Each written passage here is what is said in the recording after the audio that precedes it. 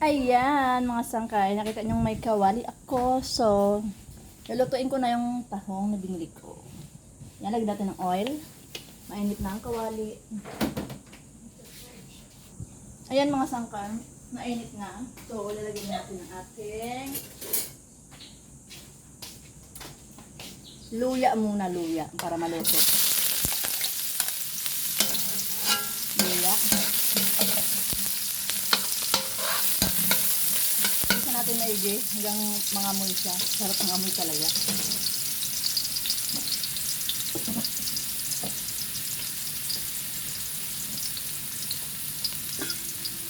Yan. Ayan o. I smell it. Sarap ba? Sunod natin yung sibuyas.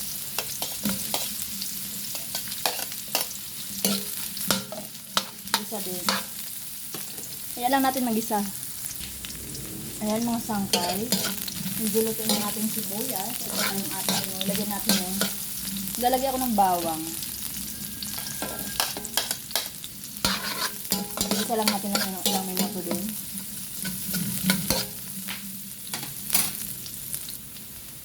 Lagyan natin yung ating kamatis.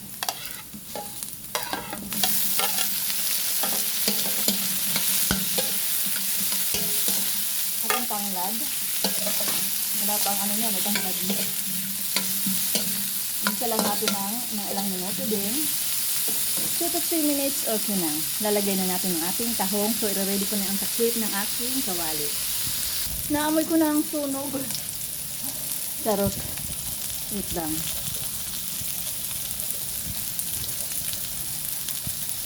Ayan, naamoy ko na nga. Medyo may sunog na.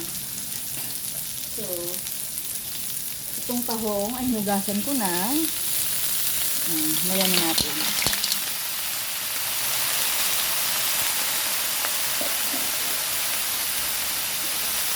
Isa ko yan mga sangkay.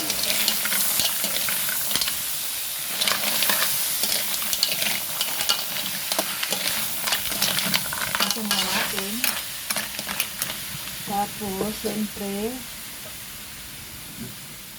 ilalagay ko ng sayote. Kay matagal lumambot yan. Gisa muna natin. Daanan muna natin sa gisa. Lalaki ang hiwa, ha? So, takpan muna natin. Ilalagyan ko muna ng pamintang buo. Pamintang buo. Kayo na mag-adjust. Kayo bahala kung pamintang buo or mga durog. Lagyan ko ng chicken powder.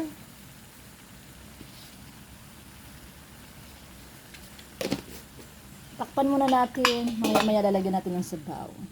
Ayan. See you later. Ayan mga sangkay. Nagisa na nga siyang maigi. Nagisa na nga siya. Nagtubig na siya. Dahil ang tahong talaga ay natubig. Charot. Diba iniisip niya? Ang tahong talaga ay nagtutubig. Partnera ng sayote ay sauce. Tutubig talaga. Ngayon, lagyan na natin ng kunting tubig para naman may kunting sabaw. Ayan. Gusto ko may sabaw eh. Iba kasi ayaw. Ayan. Iglog natin yung tanglad natin. Ibigyan natin. Takpan natin ito. Doon ko muna i-apoy para kumulo. Gusto ko na rin ito ilagay para maya-maya kasi hindi pa naman malamot sayote. Todo apoy, takpan natin. See you later. Check natin. Check din natin yung sayote. Dapat pala ginisa ko yung sayote para mas lumambot agad. Igas pa oh. So, tikman natin. Mga sangkay, yung iba kasi, pag tumitikim, dito lang. Siyempre, hindi lang naman tayo kakain. Kahit family natin. Kahit family, kahit anak, kahit ano. Kahit sa loob ng pamilya ba. Dapat kahit paano, magamit tayo ng kutsara. Wag dito, tusaw-saw dito. Ganon, wag ganon. Gamit tayo ng kutsara, siyempre. Kasi hindi lang tayong kakain. Iba kasi, porket family ang kakain, dito na, to sasaw-saw ulit. Pangit naman yun.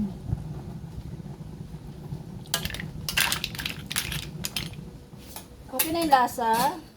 Lagyan ko lang ng sili, kaso yung aking sayote ay matigas pa, so takpan ko ulit. Ilagay ko na yung sili para medyo, actually maanghang na siya dahil sa luya. Dahil marami akong nilagay na luya, pero ilalagay ko na rin ang sili para tanggalan sa. 3 piraso lang yan, inati ko lang sa 2. So, yan, i-ano natin. Ang problema ko ay ang sayote hindi pa. Maya-maya ko ilalagay ang malunggay. Yan, bagay sa mga bagong panganak para maggatas. Charot. Ayan. Hayaan muna natin konti, mga siguro ilang minuto lang. Ang dami kong malunggay, mga sangkay. Naku, sarap. Ayan, mga sangkay. Okay na. Yung ibang sayote kasi nasa ibabaw, kaya hindi agad naglambot. Pero yung iba ay malambot na. So, ilalagay ko ng aking. Ang dami kong, ayan, ang dami kong pampagatas. Ayan. Ang dami ng malunggay. Malunggay naman, hindi lagi sili. Siling, dahon ng sili. Iba para maiba. Ayan. Ayan, so, haluin natin. Haluin natin para medyo maluto ang ating Ayan, masangkay. Ang sarap.